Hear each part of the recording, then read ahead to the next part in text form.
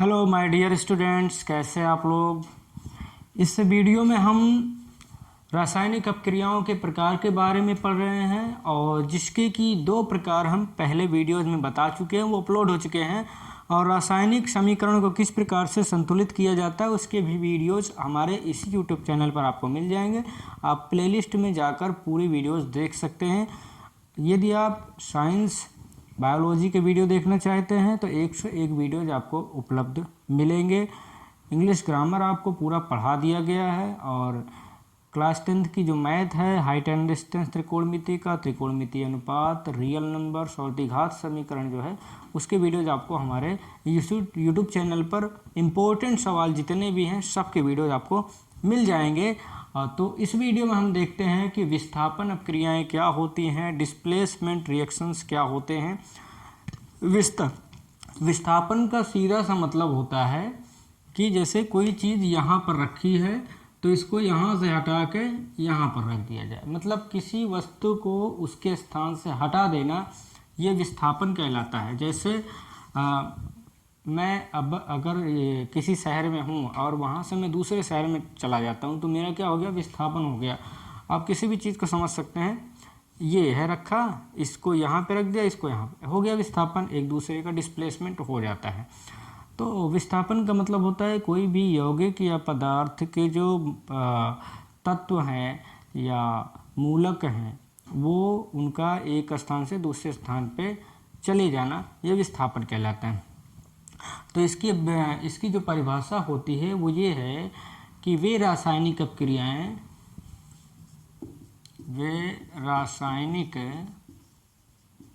अभिक्रियाएं जिनमें किसी यौगिक के किसी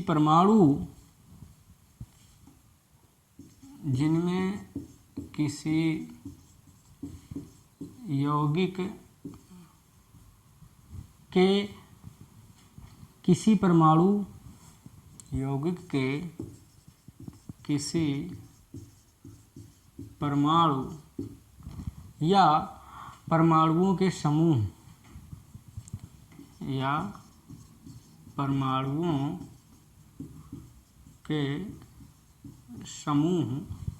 या मूलक, इसको मूलक भी कहा जाता है, के स्थान जो है पर अन्य परमाणु या परमाणुओं का समूह आ जाता है, पर अन्य परमाणु या परमाणुओं का समूह आ जाता है या जुड़ जाता है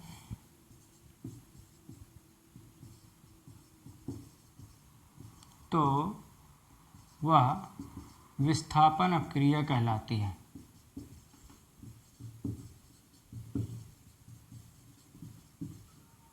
तो इस प्रकार से ये होता है विस्थापन अपक्रिया।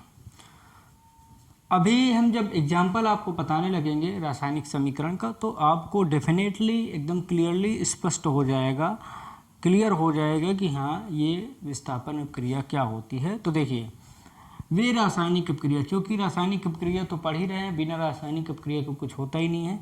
तो वे रासायनिक अपक्रियाएं जिनमें किसी यौगिक के किसी परमाणु, कोई एक यौगिक है और उस यौगिक के जो परमाणु हैं या जो तत्व हैं या जो परमाणुओं का समूह है उसके स्थान पर कोई अन्य परमाणु या परमाणुओं का समूह जुड़ जाता है तो वो विस्थापन अपक्रिया कहलाती है।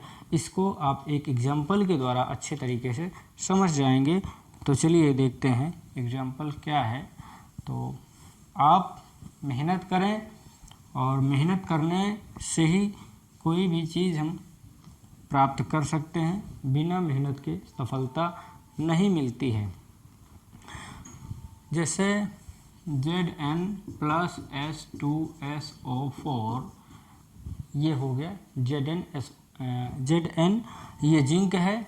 जिंक को हम लोग जस्ता कहते हैं और जिंक क्या है, जिंक एक प्रकार का तत्व होता है, धातु है, ठीक है।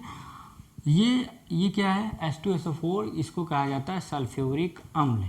ठीक है, ये H2SO4 है जिसका नाम है सल्फ्यूरिक अम्ल, और ये एक बहुत ही तीव्र अम्ल होता है। तो इस प्रकार से अब हम देखेंगे क्या है। देखिए ZnSO4 + H2, इसका एक सिद्धांत होता है, एक थ्योरी होता है। आपने देखा होगा कहीं निमंत्रण में गए होंगे, कहीं गए होंगे, कोई पावरफुल आदमी आ जाता है कहीं पर भी, और गरीब आदमी कुर्सी पर बैठा है, कमज़ोर आदमी, तो पावरफुल आदमी जब आ जाता है तो उस गरीब आदमी को उसकी कुर्सी से विस्थापित करके उसकी कुर्सी पर खुद बैठ जाता है, या वो व्यक्ति कमज़ोर है तो उसके पावर की वजह से वो हट जाता है उसके स्थान से और कुर्सी पर वो व्यक्ति विराजमान हो जाता है। तो इसको कहा जाता है विस्थापन हो गया इस व्यक्ति का। ठीक है, तो उसी प्रकार से यहाँ पर जिंक जो है वो ज़्यादा अवक्रियाशील धातु या तत्व है, किसकी अपेक्षा, हाइड्रोजन की अपेक्षा, क्योंकि हाइड्रोजन हल्की गैस होती है और ये कम अवक्रियाशील है जिंक की अपेक्षा।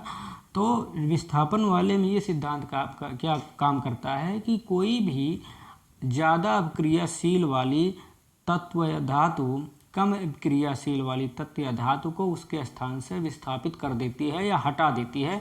वो हमारे लाइफ में भी प्रूव होता है, जैसा कि एक एग्जांपल मैंने आपको दिया। तो यहाँ पर जब जिंक और H2SO4 सल्फ्यूरिक अम्ल की आपस में रासायनिक अपक्रिया करते हैं। अब यहाँ पे आप एक चीज़ और देख सकते हैं, यहाँ पे कौन सी अपक्रिया हुई है, यहाँ पे संयोजन अपक्रिया हुई है। संयोजन क्या, यहाँ पे विस्थापन हुई है, संयोजन नहीं हुई है क्योंकि यहाँ पे डिस्प्लेसमेंट हो गया है। ठीक है, तो ये जिंक है, ये हाइड्रोजन की अपेक्षा ज़्यादा अक्रियाशील तत्व है, तो इसीलिए जिंक जो जब इसके साथ मिला, ये दोनों आपस में गए, एक जगह मिले, तो क्या हो गया, जिंक हाइड्रोजन को क्या करेगा, इसके स्थान से उठा के देखो यहाँ फेंक दिया बेचारा, हाइड्रोजन इधर आ गया। तो जिंक ने हाइड्रोजन को विस्थापित कर दिया। क्यों? क्योंकि जिंक ज़्यादा पावरफुल है, हाइड्रोजन कम पावरफुल है। तो ये रूल कहता है कि ज़्यादा पावरफुल वाले लोग कम पावरफुल वाले लोगों को कुर्सी से उठाकर फेंक देते हैं। वही चीज़ यहाँ भी हो रहा है, जिंक जो है हाइड्रोजन को विस्थापित करके हटा दिया और जिंक की हाइड्रोजन की जगह जिंक देखिए खुद आके बैठ गया SO4 के साथ। तो यहाँ पे कौन सी अपक्रिया हुई है, विस्थापन अपक्रिया हुई है, क्योंकि जिंक ने हाइड्रोजन को उसके स्थान से विस्थापित कर दिया, मतलब हटा दिया। तो यहाँ पर जब इस प्रकार का कोई भी समीकरण आपको देखने को मिल जाए तो आप जान जाइएगा कि यहाँ पे विस्थापन अपक्रिया हुई है। तो इस प्रकार से ये जिंक सल्फेट बन जाता है और वो हाइड्रोजन बेचारा जो है वो बाहर चला गया। जिंक ने हाइड्रोजन को विस्थापित कर दिया, उसके स्थान को उसको हटा दिया, उसके स्थान पे खुद कब्जा कर लिया। तो इस प्रकार से यहाँ पर कौन सी अपक्रिया हुई है, यहाँ पर विस्थापन अपक्रिया हुई है। अब अगला एग्जाम्पल देख लेते हैं और अच्छे से क्लियर हो जाएगा आपको। आप हमारे साथ बने रहें, आपके हर डाउट्स मैं क्लियर करूँगा, क्योंकि मेरा उद्देश्य ये है कि आपको ज़्यादा से ज़्यादा आना चाहिए।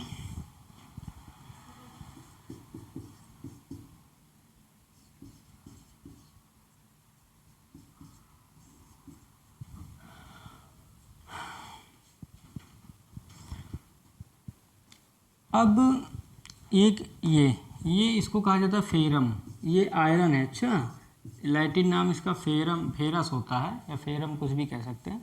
यहाँ पे ये कॉपर सल्फेट है, कॉपर सल्फेट है, ये भी एक यौगिक है। तो देखिए,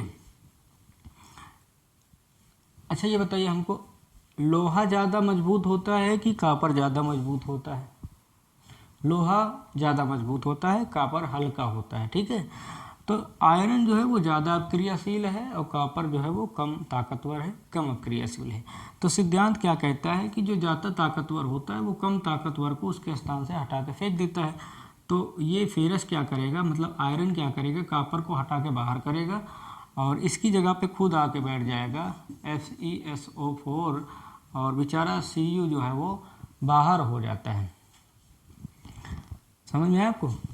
तो ये फेरस सल्फेट बन जाता है, फेरस सल्फेट ये बन गया और ये कॉपर बेचारा अपना अलग भाग गया, क्योंकि कमज़ोर आदमी है ना, कमज़ोर आदमी को कोई भी उठा के फेंक देता है। तो आयरन यहाँ पे ज़्यादा ताकतवर है, तो ये ज़्यादा ताकतवर जो है कॉपर जो कि कमज़ोर है, इसको उठा के फेंक देता है बाहर और इसके स्थान पे खुद बैठ जाता है। तो यहाँ पर विस्थापन अपक्रिया हुई है, क्योंकि यहाँ पर आयरन ने कॉपर को विस्थापित करके हटा दिया है।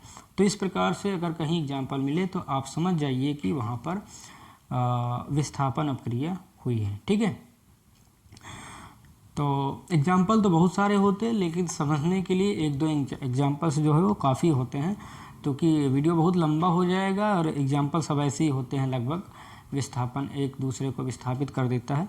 तो मिलेंगे अगले वीडियो में, लेकिन प्लीज़ चैनल को सब्सक्राइब ज़रूर कर लिया करिए। और वीडियो को लाइक नहीं करते आप लोग, इतनी मेहनत करता हूँ मैं, ना लाइक करते हैं, ना शेयर करते हैं, ना कमेंट करते हैं, चैनल को भी नहीं सब्सक्राइब करते हैं, बस वीडियो देख लेते हैं। अच्छी बात नहीं है ये, तो थोड़ी मेहनत का कुछ तो फ़ायदा मुझे भी मिलना चाहिए। मिलेंगे अगले वीडियो में। जय हिंद, जय भारत।